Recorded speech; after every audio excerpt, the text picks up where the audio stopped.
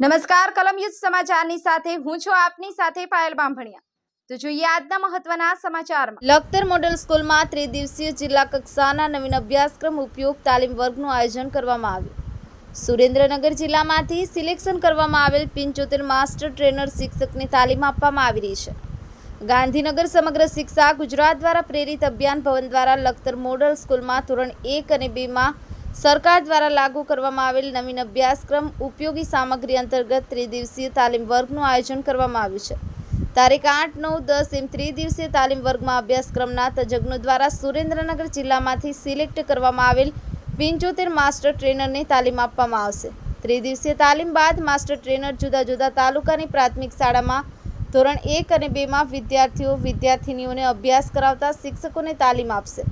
આ તાલીમ જિલ્લા ટીચર્સ ઓફિસર સુરેન્દ્રનગર, આચાર્ય DIET city Tundiya, Surendranagar state resource person SS અને Hemalben Pandya, Gandhinagar principal Ketanbhai Patel, model school Lakhtar BRC coordinator Nileshbhai Joshi Lakhtar દ્વારા આપવામાં આવશે।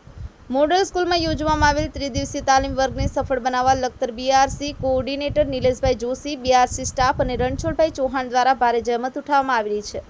વિજય જોશી, કલમ યુદ્ધ સમાચાર, લખતર। સમગ્ર શિક્ષા ગાંધીનગર દ્વારા આયોજિત છે।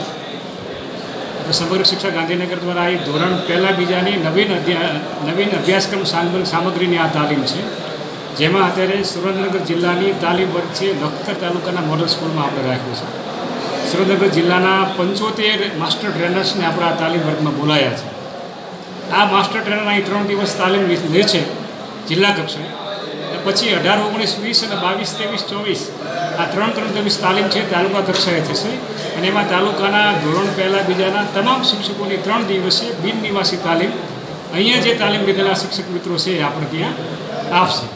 આ તાલીમનો મૂળભૂત હેતુ તો એ છે કે 1, 2ની જે નવીન અધ્યયન સામગ્રી આવી છે એ અધ્યયન સામગ્રીથી તમામ શિક્ષકો 1, 2ના પરિચિત થાય અને પરિચિત થઈ અને વર્ગખંડમાં એનો સારામાં સારો રીતે વિનિયોગ થાય એ પ્રકારનો તાલીમનો હેતુ રહેલો છે।